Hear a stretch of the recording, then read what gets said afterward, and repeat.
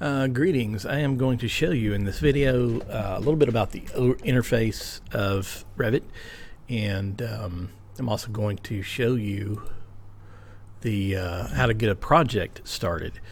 Okay, so when you first open Revit, you should see this screen, and in this models panel and of course the families panel, you should see the most recent jobs you've worked on. And I know in 2019 mine had difficulty. It didn't quite work right, but so far so good for 2020. It seems to be working right. This was one that I was playing around with earlier. But before I show you the interface, I want to show you how to start up a new project. And you simply go under the models section and start new. And if you're in my class, if you're in anyone else's class, you can do what you want to. But if you're in my class, you need to start out with an architectural template. And just leave where it says create new project. Just leave it just like it is as project. Click OK. All right, now we are inside of Revit, and it's looks like it loaded up pretty quick there. And everything is the same. If you've had AutoCAD or if you used AutoCAD before, then the layout is pretty much the same. You have your quick access toolbar across the top. Then you have your tabs right under that quick access toolbar. And the tabs, what they do is they control the ribbon. The ribbon is the string of tools that you have to work with. And every time you click on a new tab, you get a new ribbon full of tools. So going back to the architecture tab, you can also see that the tools on each one of these panels are all closely associated. So the build panel would have walls, doors, windows, components, and things of that nature. Circulation panel would have things dealing with pathways, ramps, stairs, railings, stuff like that. But on and on, you'll get to learn how all those tools associate with one another as we go along.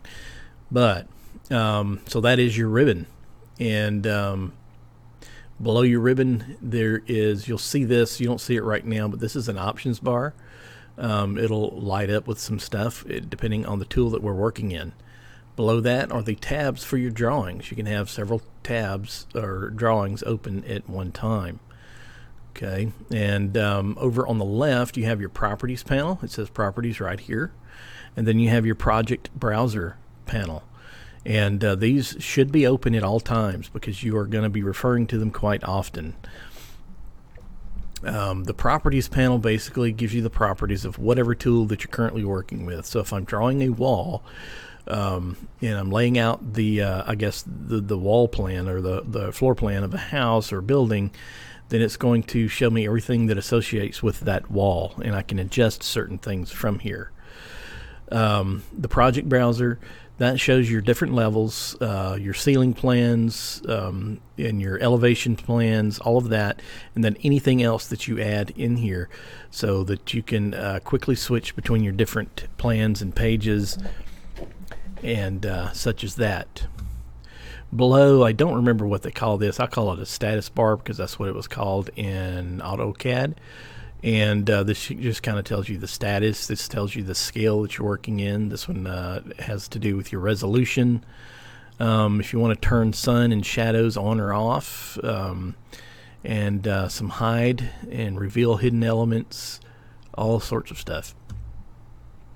This, just like in AutoCAD where you had a view cube and all kinds of weird stuff, this is kind of a abbreviated version of that, but you do have some controls, your navigation wheel, things of that nature. Once I go into 3D view, some of this over here will change, and you'll kind of see that as we go along. But anyway, I'm going to stop here because this is the interface. It's pretty much all I got to show you on the interface. Stay tuned for the next video where you actually get to look at how walls are put together.